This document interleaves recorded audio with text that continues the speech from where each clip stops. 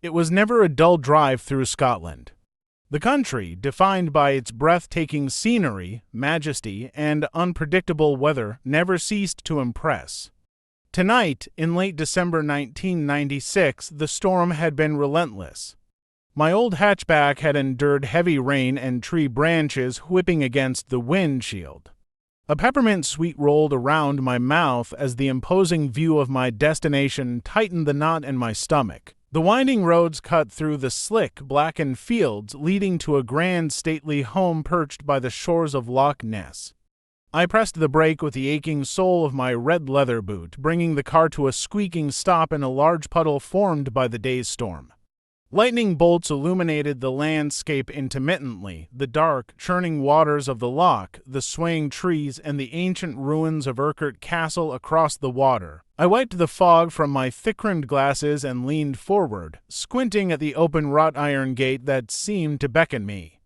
The grotesque stone heads flanking the gate, resembling the elusive Loch Ness monster, watched my every move. Outside, the wind howled fiercely. Familiar with Scottish weather, I took a swig from my lukewarm travel mug before stepping out of the car. Grabbing a small leather satchel from the boot, I walked down the winding gravel driveway toward the dark, foreboding residence. My grandfather used to say there was no such thing as bad weather, only bad clothing, a belief he clung to until his death. The gravel crunched beneath my boots, and heavy raindrops rolled off my hood. The old Victorian lamps along the driveway illuminated the manicured, glistening lawns. 2 rooms on the ground floor of the mansion had their lights on. One was decorated with red and green Christmas lights, flickering like something from a 1970s Hammer horror film. Ivy crept up the walls, highlighting cracks in the roof, while the wind's mournful wail from the shoreline was almost deafening. I grasped the antique iron knocker on the large oak door and banged 3 times. My grandfather used to call it the Devil's Three, a superstition about evil coming in threes. Above the post box, a gold plaque read, "The Ordained Society of Loch Ness Monster Hunters." The oak door creaked open on its stiff hinges to reveal a bearded man in a tartan sweater and a sultan pepper hat. He reminded me of Sean Connery, but with more liver spots. He greeted me warmly. "Let's get you inside and out of the weather, young lass," he said, his voice barely audible over the wind as he shut the door behind me with a firm slam. I thanked him and pulled back my hood, surveying my surroundings.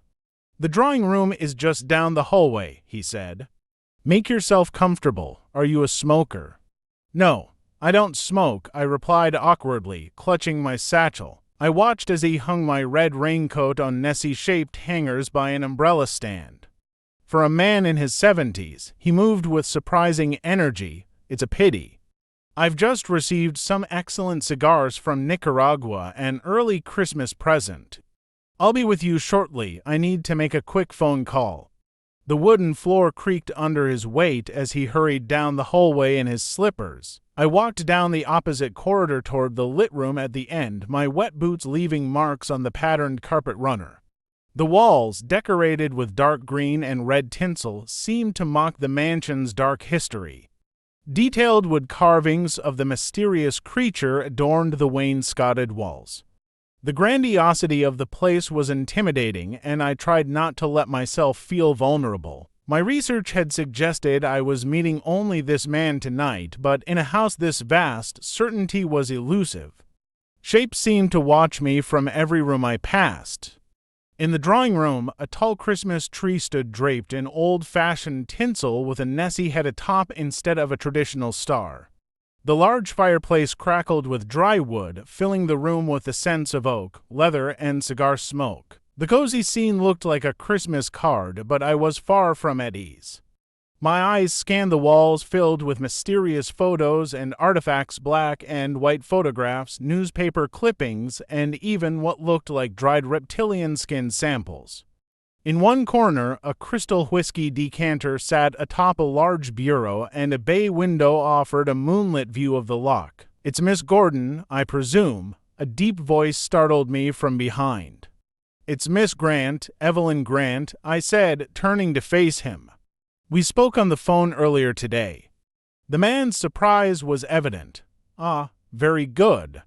I'm Dr. Alastair McKendrick," he said, shaking my hand firmly. "I head the Society of Ordained Sorry, the Ordained Society of Loch Ness Monster Hunters. Long title, I know. I tend to forget it in my old age." His smile did little to ease my apprehension. I set my satchel next to the large leather couch and kept my smaller purse close. I chewed on the remnants of the peppermint and swallowed, trying to keep my anxiety in check as I looked around the room. Dr. McKendrick glanced at the antique clock, noting that it was close to 11 o'clock. "This room is quite captivating," he said. "It's my favorite in the entire headquarters. I conduct most of my business here. The mansion was donated to us by Lady Catherine Shaw, one of our benefactors. I like to think of its walls as telling the stories of past exploits." I noticed my left eye twitch slightly from nerves. To distract myself, I focused on a large painting depicting a grayish-brown monster confronting a fierce-looking priest. I removed my glasses to wipe away the room's warmth. "What's this painting about, Doctor?" I asked. Dr. McKendrick, scratching his beard with satisfaction, seemed eager to share his knowledge. "This painting depicts the origins of the monster legend. Saint Columba, an Irish holy man, came to Scotland in 563 AD. He was spreading Christianity to the Pictish tribes. In 565 AD, near the river Ness, a tribesman was said to have been partially eaten by a large water beast. Saint Columba sent a companion to swim across the river, and a great beast rose from the depths. Columba made the sign of the cross and commanded the creature to leave. It vanished, and the tribes believed it was a miracle." I looked back at the painting, then at the doctor. "So it just left. Indeed, the tribes saw it as a miracle. Saint Columba's legend grew among the church." "And does your society believe this story?" I asked. Dr. McKendrick chuckled dryly. "Absolutely not. Stories change over time. The original account was written a century after the event. After that, there was little mention of the creature for hundreds of years." I could feel sweat mingling with the remnants of rain on my forehead. The warmth of the fireplace was doing little to ease my growing anxiety. "When did modern sightings begin?" I pressed. Reports started in the late 1800s with sightings of a large creature in the dark waters. The 1930s brought more intriguing accounts. In 1933, George Spicer and his wife saw a dragon-like creature carrying a dead animal. Then, in 1934, Arthur Grant almost hit the creature on his motorbike. This stretch of road, paved in 1933, has seen many sightings since.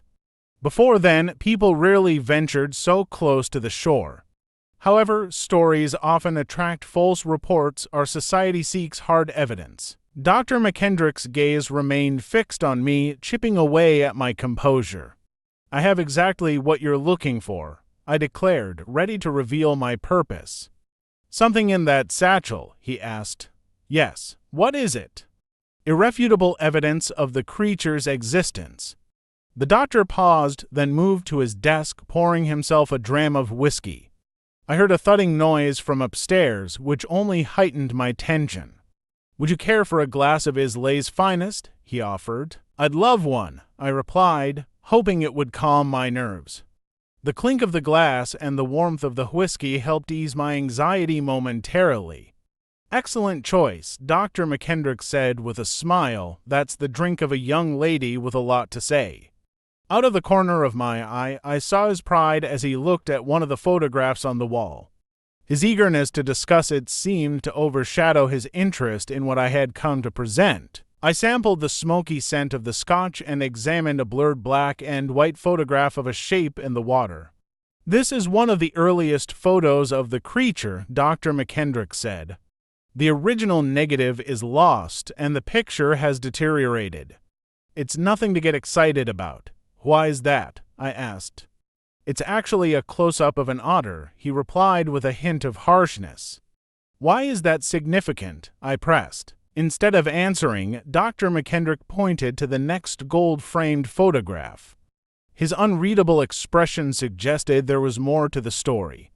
I looked at the photograph the doctor was pointing to and immediately recognized the infamous surgeon's photograph. The notorious fake from 1934. My stomach churned at his mention of these forgeries, a feeling that only intensified with the unsettling thud coming from upstairs. "Doctor, what's that noise coming from upstairs?" I asked, my voice betraying my nerves.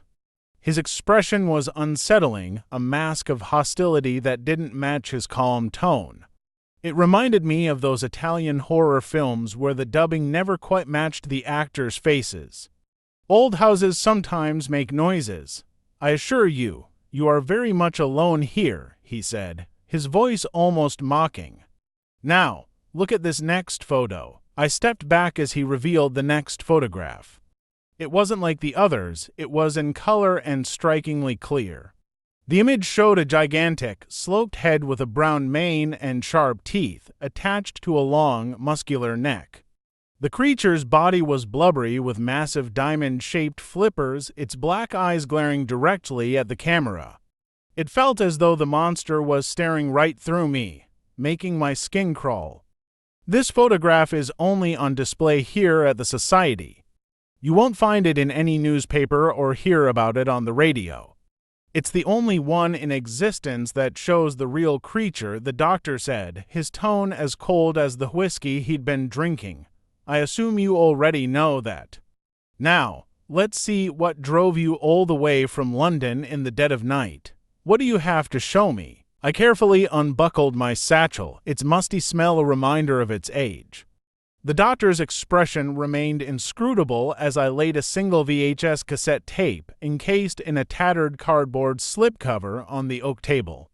"What's on this tape was canvassed from the original negative," I said, watching him examine the tape, undeniable proof of the creature. The doctor's gaze fixed on mine after his brief inspection of the tape. "How old is this footage?" he asked. "Dr. McKendrick, this is the James Curry film."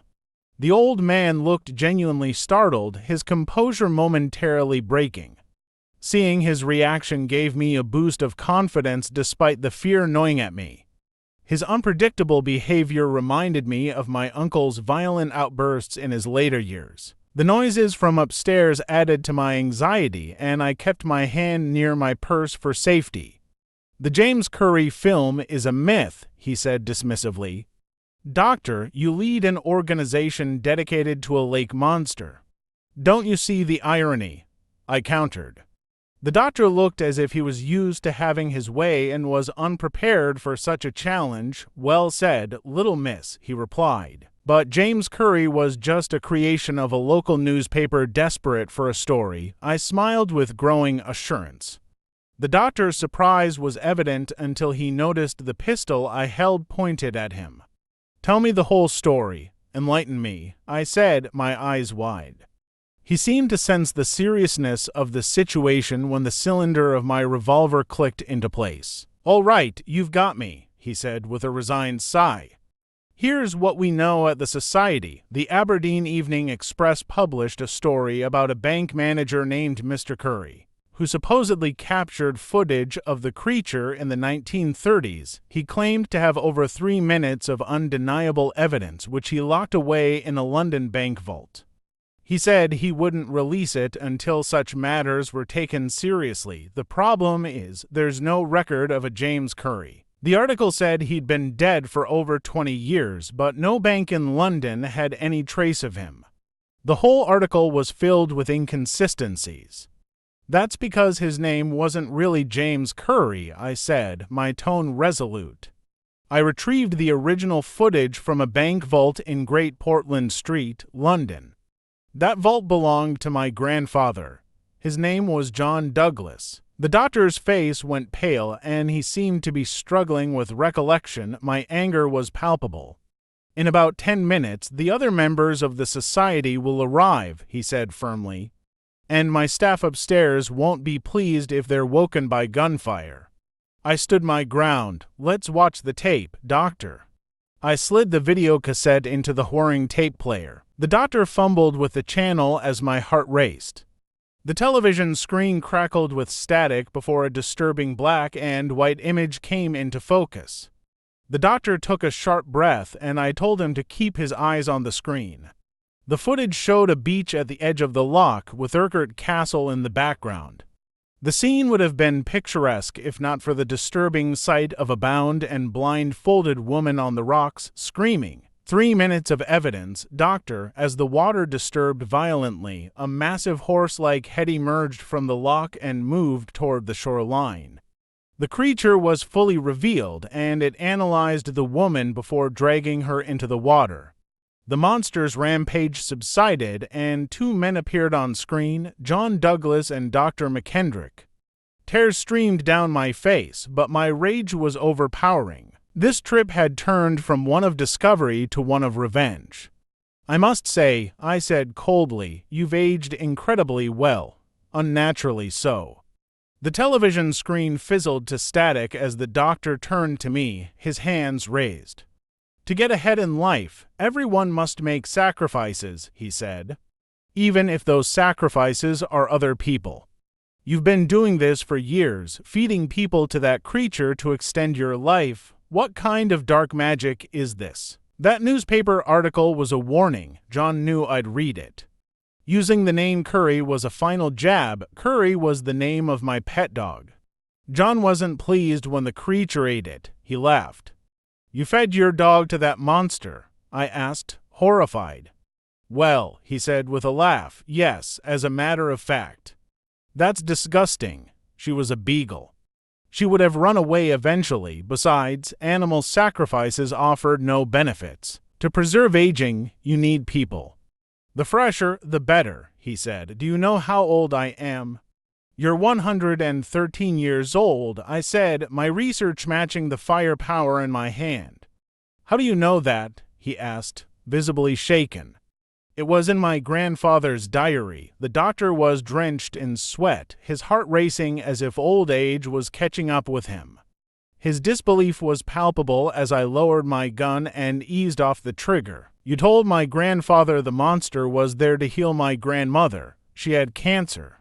He believed the ritual was a healing one, similar to the miracles of St. Columba.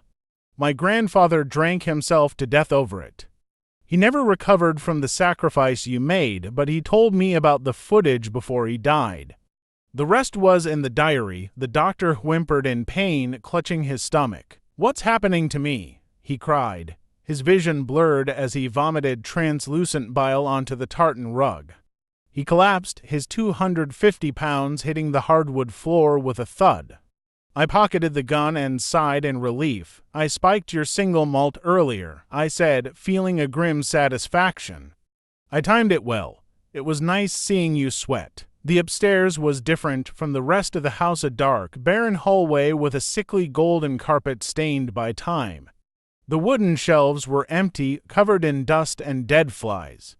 Every door was shut, and I couldn't pinpoint the source of the noises. I took out my gun and approached the first door on the left. The door creaked open, and a rancid odor assaulted my senses. I covered my face with my free hand and fumbled for the light switch. The chandeliers flickered on, revealing a scene that froze me in shock. The once grand dining room was now a ward of suffering. 15 queen-sized beds were lined up with women in a semi-permanent drugged state, bloated and covered in bed sores. They hadn't moved in ages, their legs amputated at the knees. Those poor people, I thought. My tears and sorrow turned to resolve when I realized each of these women was heavily pregnant. The doctor's statement about the fresher, the better made sense now. This wasn't a ward, it was a farm.